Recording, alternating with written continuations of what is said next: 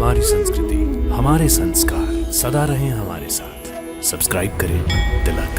गंगाधर जी, ये केवल आपकी एक पुत्री का प्रश्न नहीं है, बल्कि इस नगर की हजारों ऐसी ही पुत्रियों का प्रश्न है। आज हर एक घर की यही परिस्थिति है, तो फिर कौन जाएगा उस राक्षस का भोजन बनने के लिए? आपसे मेरी एक प्रार्थना है कि मेरे पति के स्थान पर मुझे भेजा जाए। इसमें आपको कोई आपत्ति नहीं होनी चाहिए। कोई आपत्ति नहीं। हमें कोई आपत्ति नहीं, परंतु मुझे आपत्ति है। शास्त्र के अनुसार संतान का यही परम धर्म है कि समय आने पर वो माता और पिता को संकट से उबारेगी। आपको मेरे ही पक्ष में निर्णय करना चाहिए। बेटी, आपको मेरे ही पक्ष में निर्णय करना चाहिए। आप कैसी माता हैं? अपने ही पुत्र के बलि की बात ऐसे कर रही हैं जैसे कि मुझे पुत्र की कुछ चिंता ही नहीं। परंतु हे विप्रवर, जब आप ये जान जाएंगे कि मेरे पुत्र में क्या गुण है, तो आप ऐसा नहीं सोचेंगे। अर्थात उसके पास ऐसा क्या है? उसके पास गुरु का दिया हुआ एक मंत्र है, जिसके द्वारा वो किसी भी राक्षस को हरा सकता है अथवा मार सकता है। इसीलिए मैं आपसे कहती हूँ कि मेरे पुत्र के जाने से इस नगरी का संकट ही सदा के लिए मिट जाएगा।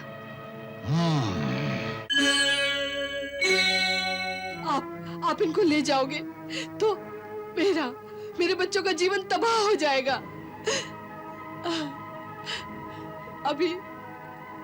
अभी मेरी पुत्री का विवाह भी नहीं हुआ। मेरा पुत्र भी अभी बहुत छोटा है। आपको हम पर दया नहीं आती? देवी, हमें तुम पर बहुत दया आती है, लेकिन हम क्या कर सकते हैं? हम विवश हैं।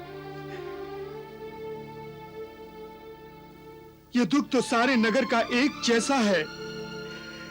जिस दिन जिसकी बारी आती है, उस दिन उसके घर में ऐसा ही कोहराम मच जाता है। परंतु बारी तो सबकी एक दिन आनी ही है। परंतु क्या ऐसा नहीं हो सकता कि मेरी बारी एक वर्ष के लिए टाल दी जाए, ताकि मैं अपनी जवान लड़की का विवाह कर सकूं? इसलिए मुझे 1 साल की मोहलत दे दो। ये मेरी पुत्री की रक्षा का प्रश्न है। गंगाधर जी, ये केवल आपकी एक पुत्री का प्रश्न नहीं है, बल्कि इस नगर की हजारों ऐसी ही पुत्रियों का प्रश्न है। आज हर एक घर की यही परिस्थिति है, तो फिर कौन जाएगा उस राक्षस का भोजन बनने के लिए? गंगाधर जी, आप स्वयं भी तो थे उस सभा में, जिसमें उस नरभक्षी राक्षस के साथ ये समझौता किया गया था, जिसमें उसने कहा था कि यदि नगर वाले मुझे 1 छकड़ा अनाज, 10 मटके दूध के और 1 आदमी हर रोज खाने के लिए यदि स्वयं मेरे पास आकर दे जाएंगे, तो मैं और किसी नगरवासी को कुछ नहीं कहूंगा। परंतु जिस दिन मुझे एक खुराक नहीं मिली, उस दिन सारे नगर में लहू की नदियां बहा दूंगा।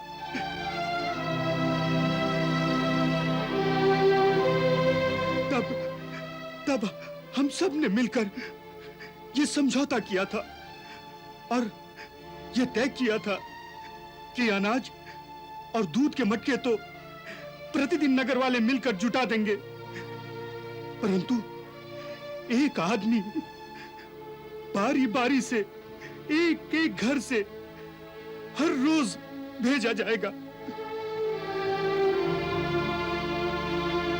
महोदय, अब प्रस्थान करने की तैयारी करें। नहीं। हे निज श्रेष्ठ, हे ब्राह्मण शिरोमणि, आप तो हमारे समाज के अगुआ हैं। इसलिए आपसे मेरी एक प्रार्थना है जिसे आप स्वीकार करने की कृपा करें। कहो देवी। आज हमारे घर की बारी है। उस नरभक्षी के लिए एक आदमी उसे खाने को दिया जाए। इसलिए आपको इस घर से एक आदमी चाहिए।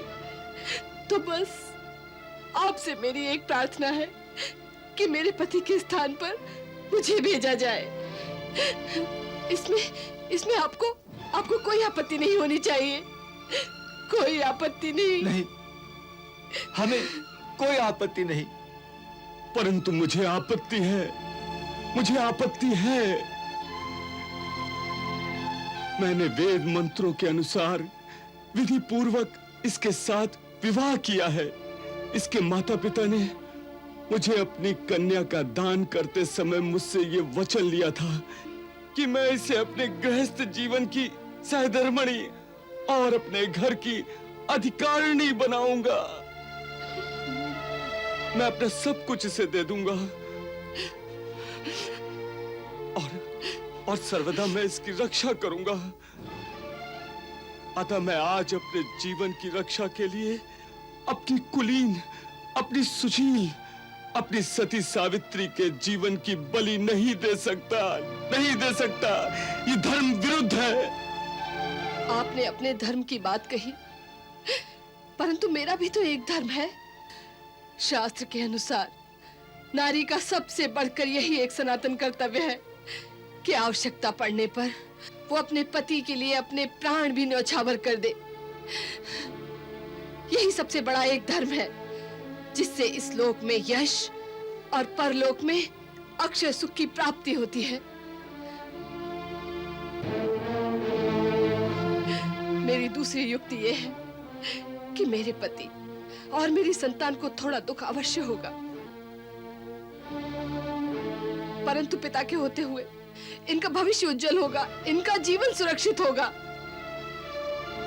एक विधवा की जवान लड़की की ओर दुराचारी लोग ऐसे घूरते हैं जिस प्रकार जमीन पर गिरे हुए मांस के टुकड़े पर पक्षी बार बार झपटते हैं।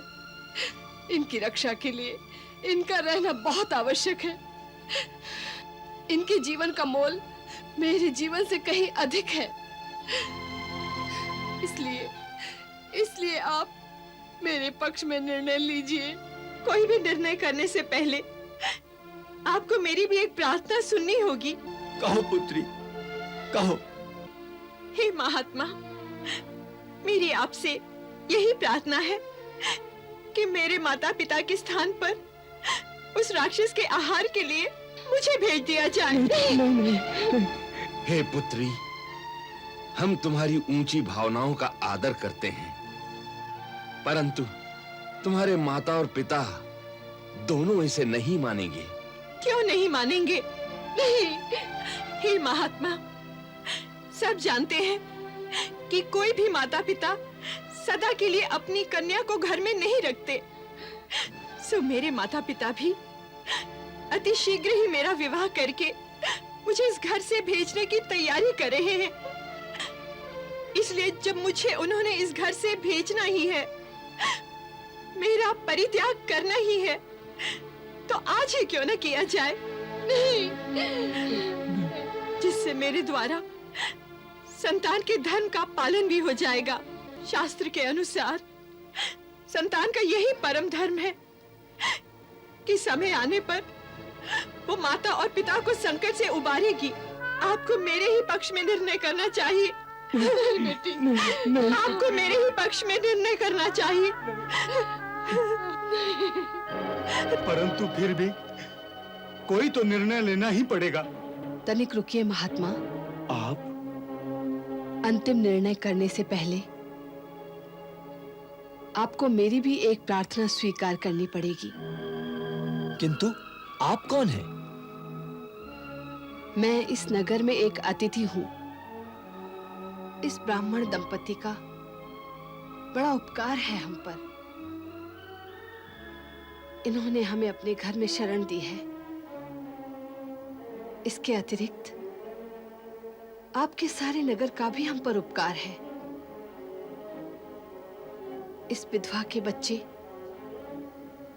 प्रतिदिन यहाँ के नगर वासियों से भिक्षा लेकर आते हैं, जिससे अब तक हमारा जीवन निर्वाह हुआ है। जिस नगर ने हमें आपातकाल में आश्रय दिया हो, हमें हर रोज भिक्षा दी हो, उसके प्रति हमारा भी एक उत्तरदायित्व है।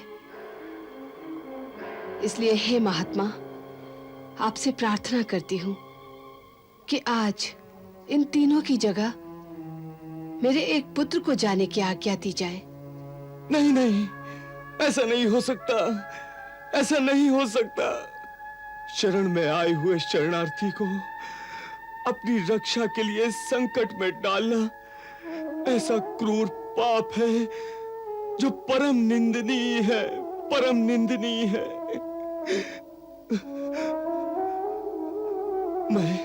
मैं अपने तुच्छ स्वार्थ के लिए अपने अतिथि के प्राणों का नाश कराऊं, ऐसा कदापि संभव नहीं, कदापि संभव नहीं। देवी गंगाधर जी ठीक कहते हैं कि अपने स्वार्थ के लिए किसी अतिथि के साथ विश्वासघात करना बड़ा ही जघन्य पाप होता है। हमारे नगर के किसी बच्चे ने भी ये नहीं सीखा है। और हमने भी नहीं सीखा कि किसी के उपकार के बदले उसकी कुछ भी सेवा किए बिना उस स्थान को ही छोड़ दिया जाए। इसलिए मैंने आपसे प्रार्थना की है कि आज मेरे पुत्र को उस राक्षस के पास जाने की आज्ञा दी जाए। आप कैसी माता हैं?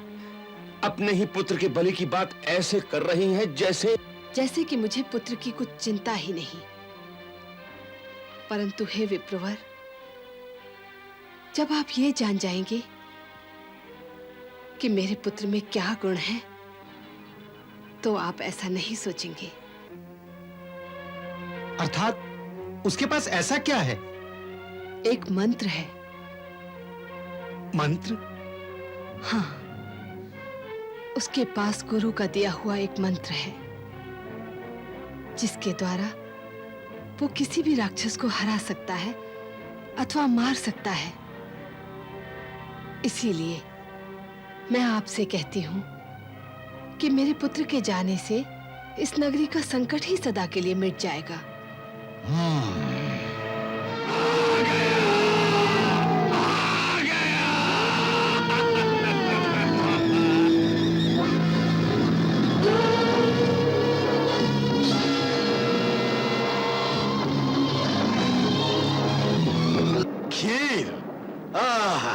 खीर, वाह, आज तो आनंद, परमानंद आ गया।